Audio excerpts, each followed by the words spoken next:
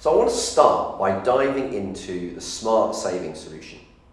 Because as I said, it's really important that you prepare for financial freedom to get you there as quickly and as efficiently as possible. And the smart savings solution is a 5-step process. And the first step within that is kind of the secrets to the box. Our industry is really good at telling you need to save, but they're really bad at telling you the rationale behind it.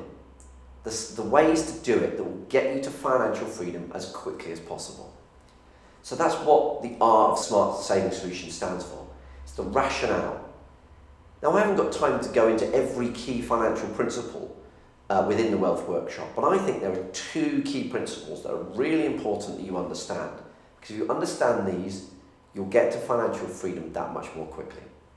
And the first one of those is called compound growth. Now with compound growth, you may have heard of it before. It's really, what I'm talking about by compound growth is the growth on the growth on the growth. So each year, if you get an amount of growth, your fund grows bigger and it continues to grow bigger and bigger. And people always associate compound growth with time. So let's just look at an example because it makes life a little bit easier. So if we took a 40-year-old that was saving £100 per month until age 65, it means they saved a total of £30,000 over that period. Now if we assume they were getting 6% growth each year, then that would mean that they end up with a fund of £69,000. And that's because that's more than 6% added on to 30,000 because you've had the growth on the growth on the growth. Now if this 40-year-old had a 20-year-old daughter that decided also at the same time she was going to start funding her some savings as well. Now she was going to actually save £56 a month because by coincidence over that same period of time she will also have saved £30,000. So by 65 they've both saved £30,000. The only difference is that she's been saving for longer. So what's her fund worth if his is worth £69,000 at 65? Hers is worth £151,000. And that's because of the compound growth. It's the growth on the growth on the growth. It's a 218% increase just because she started early. So the sooner you start to save for your financial future, the more effective it will be. But you may be saying, Charlie, that's great, that's really helpful, but I can't go back to being 20 and start saving then. Yes, I appreciate that. But the second factor that often gets forgotten with compound growth is the rate at which your money is growing is vitally important. So let's go back to our 20-year-old that was saving £56 a month, getting 6% growth and ended up with a fund of £151,000. If she hadn't got 6% growth, but instead had got 5% growth, she'd have only had £112,000. 1% a year didn't sound very much, did it? But by getting 1% less a year, she gave up a significant chunk of money. What if instead of getting 6% growth, she'd managed to get 8% growth though? Sounds like a lot, and we'll come on to whether that's realistic later on and how you might achieve that. But the same amount of money over the same period of time, but instead getting 8% growth, she ends up with £280,000 at 65, as opposed to £112,000 if she'd only got 5%. Now, through the course of the Wealth Workshop, I'm going to be giving you some ideas as to how you can get an extra 0.5% growth here, or save 0.5% in charges there, or save 0.5% in tax here. And each one on its own may not seem that significant. But the reason why it's so important to start with compound growth is because if you understand for each of these little areas, if you can buy 0.5% here and 0.5% here, it will have a massive impact to your long-term financial future. And it will mean that you get to retirement that much more quickly, or you can spend that much more in retirement. And it always reminds me of a game of golf that I play with my best man. Now, my best man, Chris, lives in Singapore, so he's not over very often, but when he is over, we quite often like to go and play some golf. Now, Chris is an investment banker, so in a truly stereotypical way, that means he's fairly irresponsible with money, whereas I have to manage people's money cautiously, so I'm completely the opposite. So there's the usual banter on the first tee about one of us being more rubbish than the other. And Chris says to me this one time, right, come on Charlie, we're going to play for money. I said, oh Chris, do we have to? You know, isn't there enough stress in golf without playing for money as well? Said, come on Charlie, no, we're going to play for money.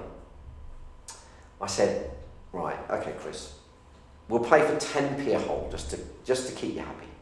10p a hole? You run a successful financial planning business. I tell you what, we'll start at 10p a hole, but after each hole we'll double it. Okay, Chris, how bad can that be? We'll do that. So first hole, we're playing for 10p. And I think I lost that hole, but hey, it's only 10p. And like he says, I run a successful financial planning business. I'm sure I can cope with that. Next hole I think I won, and that we were playing for 20p. Next hole I think he won again, so that one was 40p. And by the fifth hole we were playing for £1.60. So we're playing for more than £1 a hole. I'm starting to shake over the putts a little bit. Well, as this progressed, we got to the 10th tee and we realised we were playing for £51 a hole. Now I said, Chris, I've had enough of this. This has gone completely crazy. We're stopping this now. But had we carried on, by the 18th, we'd have been playing for £13,000 a hole. Now, when Chris said to me, we're going to play for 10p a hole and double it each time, it didn't seem that bad. But £13,000 a hole seems like a very bad idea to me. And why am I telling you this story? Well, the reason I'm telling you this is because what you've just witnessed is compound growth.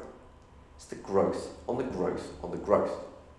And if you can get your money working with regards to compound growth, you're going to get to financial freedom that much more quickly. I said there was two key points to the rationale principle I wanted to cover in the wealth workshop here. And the second one is a thing called pound cost averaging. I don't know if you've heard of pound cost averaging. It's slightly less talked about than compound growth. But pound cost averaging is a really important factor, particularly when you're in this prepare stage, when you're saving for retirement ahead. So I want to give you two examples. Let's play a game. I'm going to do investment A or investment B to pick from.